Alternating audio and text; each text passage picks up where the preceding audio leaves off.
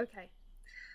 Disclaimer. I know that I look fucking ropey as fuck and tired and strung out, and there's very good reasons for that. This is going to be a really, really incredible year for me. I am going to document it every single day like this for you. Not only for you, in fact, mainly for me, but I'm going to document it every single day so you can see and I can see the changes that I've been making in my life. All right. I have made some massive changes in this past year, and I'll tell you about that in the future, but I just wanted to start off today because today is a fucking difficult day for me. I don't fucking care if I swear. I want more videos out on the internet like this for other people to see, because I think it's really important for people to share real life shit, you know? I think real life shit needs to be shared more often. So real life shit coming up for you now. My name's Chloe. I'm 25.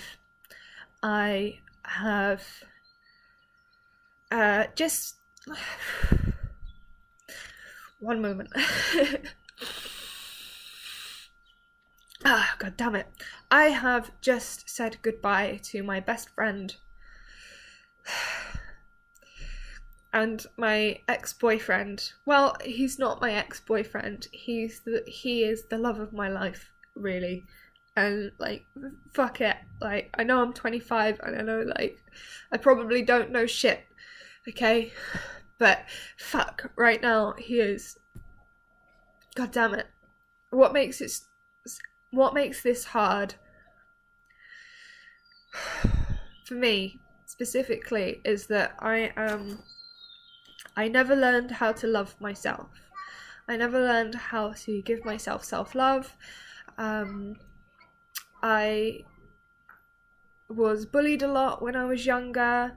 I was brought up by two parents who didn't know how to love themselves, let alone, show a little girl how to love herself in this kind of fucking world. So I have developed a pretty unstable relationship with myself, with everything in my life, basically. I don't eat. I do eat well. I eat a lot of fruit and vegetables, but what I mean when I say as I don't eat well is I don't have a good relationship with food. I don't have a good relationship with anything because I don't have a good relationship with myself.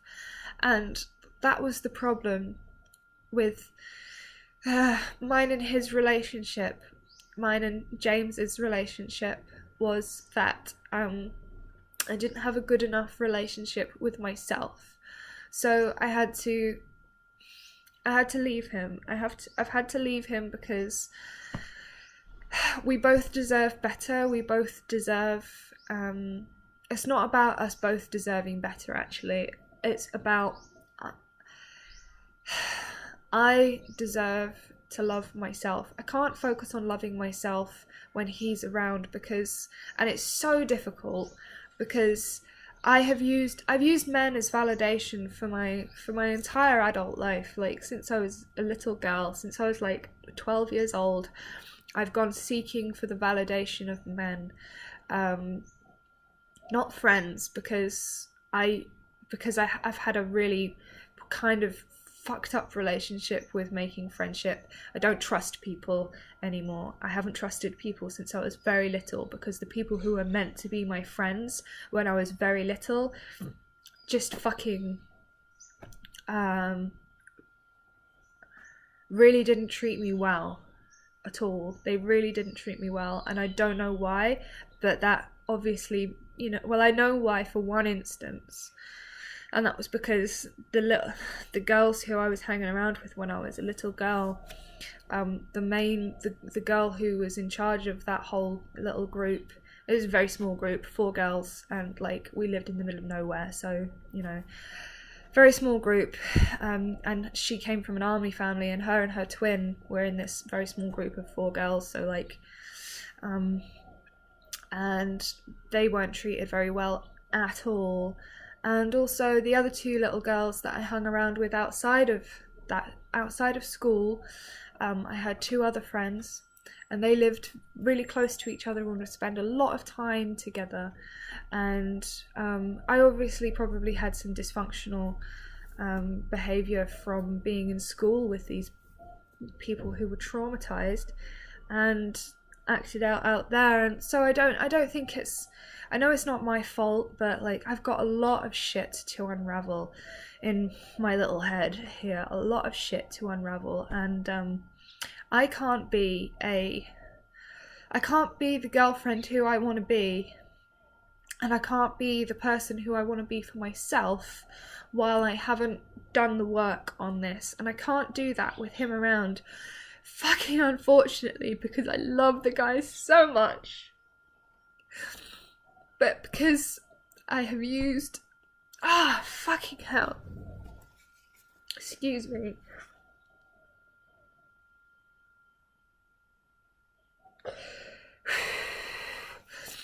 Because I have used men as validation, specifically getting love from men instead of giving love to myself, the more get it together.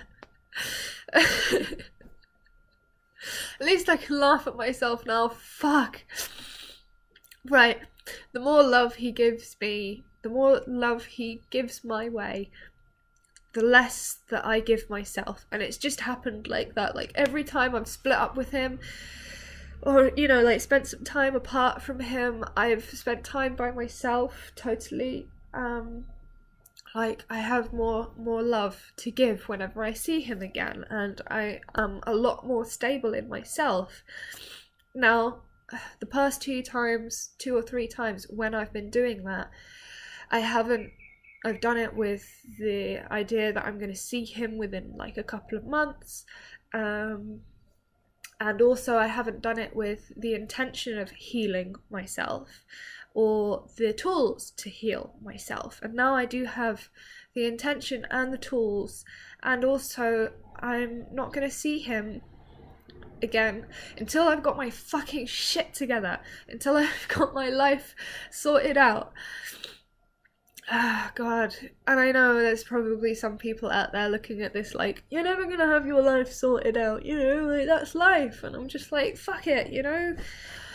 Alright, but I've got a lot more to sort out than other people. You know, my interpersonal relationships with people are a fucking mess, because of the way that I think about it. My relationship with myself is a fucking mess. My relationship with my food, you know, my relationship, my hormonal fucking state at the moment is just stupid. I'll talk more about that. I don't know why I can't talk about it now. Like, this is for me, and for you guys as well. I want this to be a community where people can get together and actually talk about stuff that's helping them to heal. And I'd so love to develop a community of people worldwide that can come together and talk about real fucking shit that's really like screwing them over, and what they're doing about it, and how they're trying to heal from emotional trauma that's happened in their life. I'll tell you what I'm gonna do. I've been doing a lot of learning recently, and honestly, I love James to bits. I love him with all of my heart, like, fucking suppiest bitch in the world here. But I'm so fucking excited for what I'm gonna do. Oh man, like, I know that I can create the world that I want to create for myself. I know that a lot of it has to do with changing your thoughts. So, what am I gonna do? I've been doing a lot of learning recently. A lot of learning. And I've come across a few I've been doing a lot of learning for a long time, actually, for like a good 5 years or so. Um, so I've got a lot of resource and information when it comes to healing yourself, healing your emotional body, developing openness and space with people, making people feel comfortable, making people feel, making yourself feel loved, giving yourself love. So I've learned a lot, and I'm gonna be devising a plan for myself that over the next couple of days, I'm going to be devising a plan for myself. I'm going to be spending a lot of time on my own, and that's good. I think it's good because I have no choice anyway. I have no choice whether or not I spend time on my own at the moment. So it's happening, but I want to develop friends around me as well. So that's going to be happening too. Fuck, I need to stay on topic, huh? So, the work of Byron Katie, check it out. If you've got lots of mental negative beliefs if you have thoughts that are causing you pain, if you have painful situations in your life, like for instance, my mum's dad's dying and she doesn't get on well with her brother or her brother's wife or her dad, for instance, but so she has a lot of thought around that is painful to her.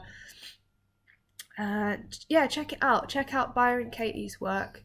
That's what I'm going to be doing. I'm going to be doing that pretty much every day. I'm going to be doing the work for as long as it takes to unravel this knot in my head. I think what's happened is I've had several quite demoralizing, traumatic experiences over my lifetime, and I haven't been given any tools to process them at all, because both of my parents, God bless them, they don't have any fucking tools to process the emotional bullshit that they went through. They've just been getting on with it and not actually doing the work. I mean, like, both my father is a very scientific guy, but he's also extremely creative. My mother is just creative, and I don't think that studies hadn't been done on mental health like they've been done more recently. So I'm very, very grateful that I have the opportunity to research that. So God bless them, they didn't know how to teach me how to do that.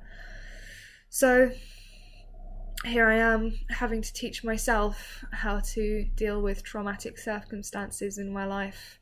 And I think the work by Byron Katie is what I've been looking for. It's a mix between Tony Robbins' reframing and also just Buddhist,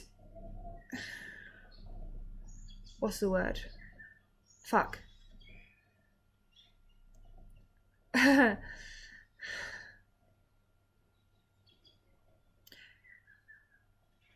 Introspective questioning. That's the one. Introspective questioning. That took a long time. I apologise. These videos are going to be so long. So introspective questioning, very, very big practice to be able to do that. Literally, it takes a belief that you hold in your head. So say you have a belief about something that's causing you pain, like, oh, my boyfriend should love me more. And it takes that statement, my boyfriend should love me more, which is what you would just usually you just go throughout your day, and that would come up and you just believe it, my boyfriend should love me more. And sometimes you might not believe it and think, well, he does love me because blah, or and then just sort of fade away, but actually you wouldn't be internally actually questioning the thought intensively to the point where it is nullified. It would stay a painful thought, my boyfriend should love me more. And that is it is a painful thought, whereas this would go back into the question, go back into the statement, and actually find out if that's true. Is that true that he should love you more? And then turn it around as well, like, I should love myself more, which is that true? Is it more true than the statement that you made in the first place? And by doing all of this and having one statement that causes you pain, and then looking at maybe 7 or 8 other statements that cause you less pain, that could be more true than the statement that you've already got at the moment, you are literally creating your own reality. And pain is the indicator that you are not, that you are in resistance to reality. You're in resistance to reality. That is the root of all suffering. As she is modern day Buddha, modern day enlightened woman, same as Eckhart Tolle, only Eckhart Tolle is very, very drifty. What I like about Byron Katies' work is it is a worksheet that you can do. It is a physical, tangible thing that you can do, rather than fucking about with your brain even more. It's getting it down onto the paper, and it's reprogramming all of these thoughts that cause you pain. I'm not going to call them negative thoughts anymore. They're thoughts that cause you and others pain. That's all they are. They're not even real. Like 100% of the time, they're not even real. So I'm going to be doing that. And I'm also going to be doing heart-based meditation.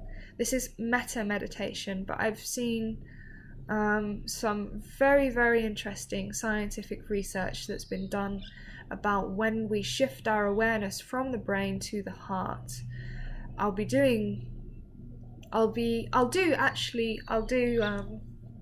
videos on this practice for you. I'm going to write down some videos on this practice so you can see what I'm using and see how the transformation goes over the next year.